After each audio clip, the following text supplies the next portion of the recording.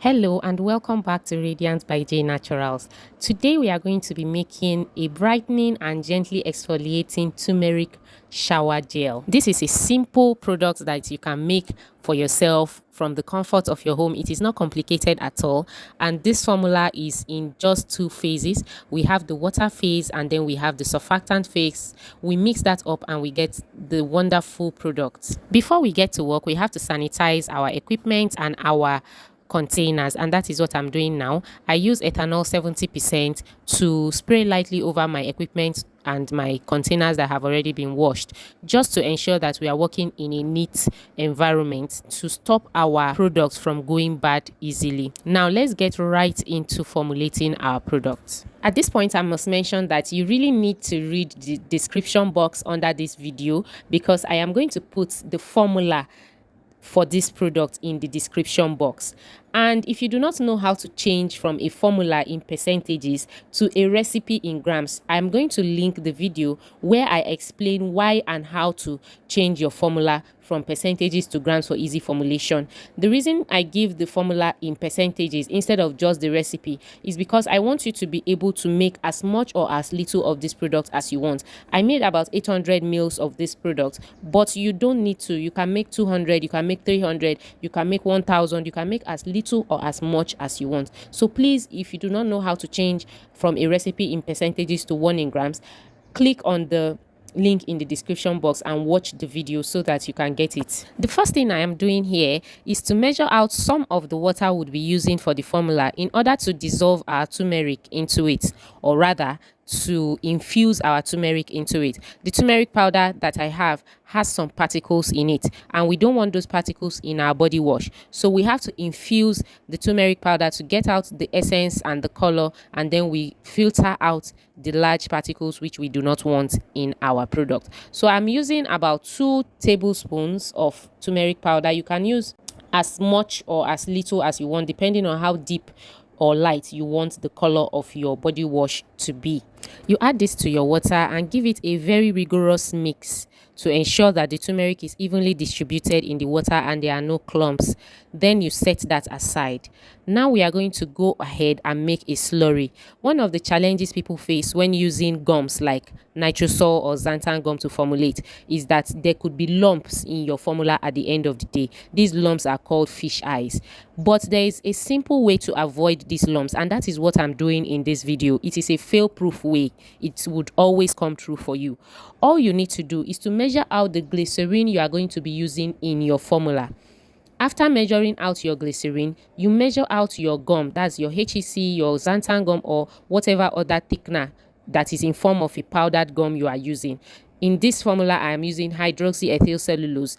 It's also commonly known as nitrosol or HEC. So when you measure this out, you add it to your glycerin.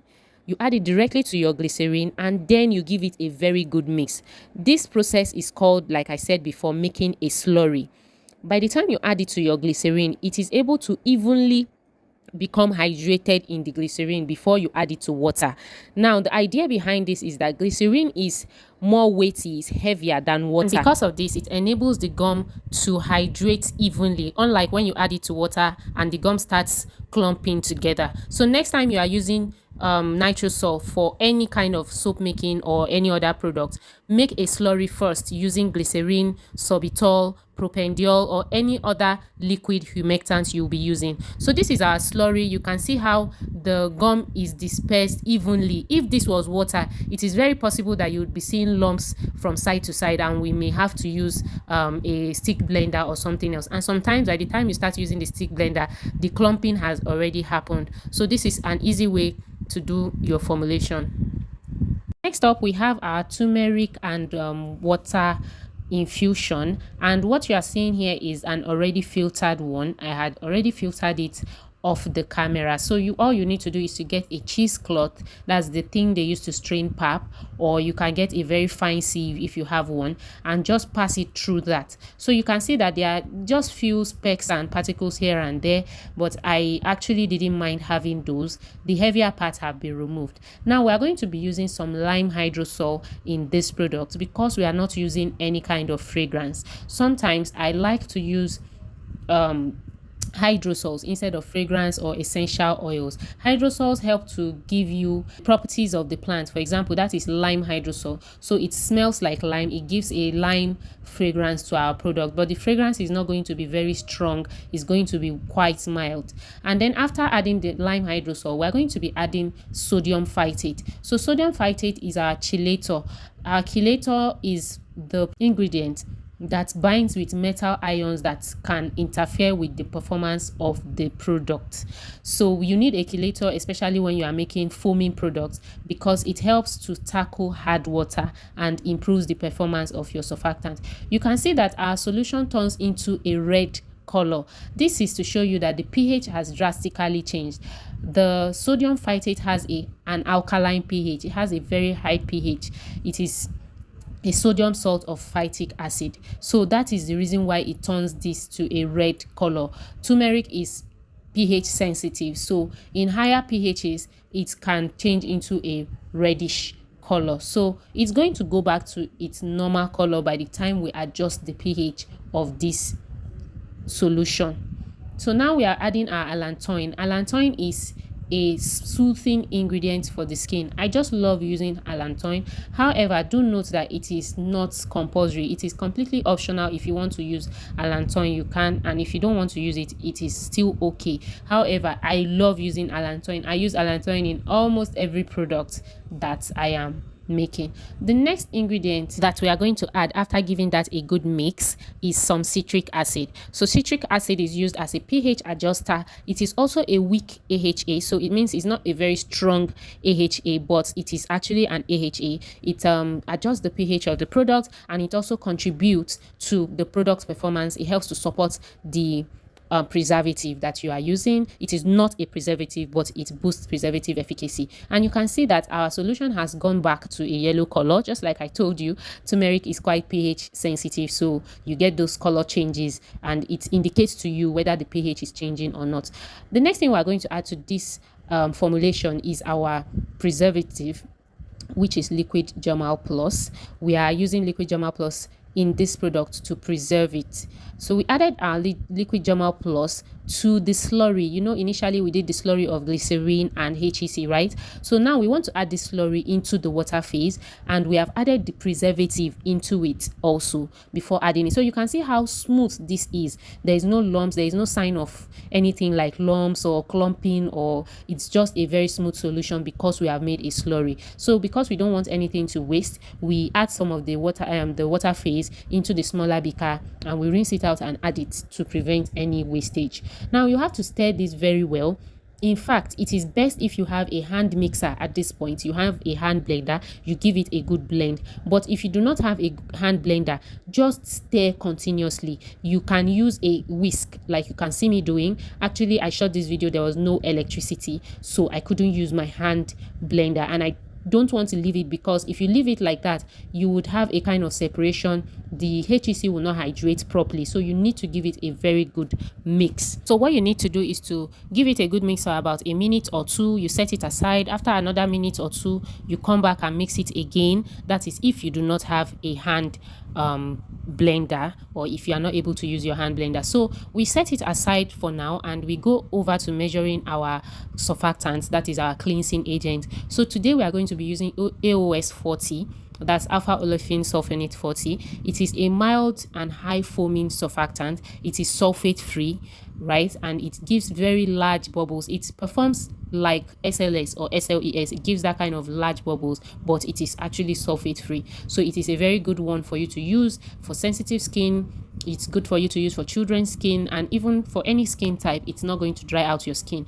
Now to our AOS 40, we're going to be adding some Cocamidopropyl betaine, which is like our regular. So if you have been on this channel, I don't think I've ever shared any foaming products without Cocamidopropyl betaine. It is a very versatile ingredient, and it brings mildness to the formula, and it stabilizes the foam. It also contributes to thickening. You can see how I mix it with the AOS 40, and it starts thickening it immediately. So it actually contributes to the thickening of the surfactant, especially if you are using something like AOS 40. So this is what it is looking like. However, I'm going to be adding some decyl glucoside. Decyl glucoside is a non-ionic surfactant, so it is a very mild surfactant. and it is very good if you are using this on your sensitive skin, if you are using this for children.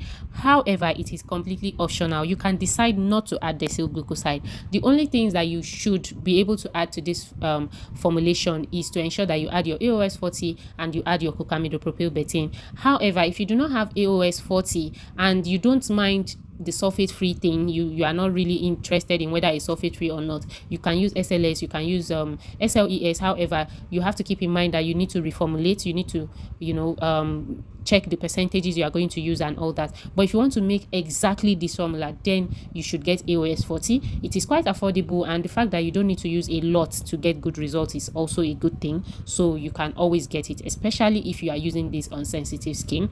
I'm actually using this for myself, and I have sensitive skin and my skin dries out easily, so I am trying to make a mild body wash that I can use comfortably. That is why I'm using AOS 40. So now we have the solution is now thick.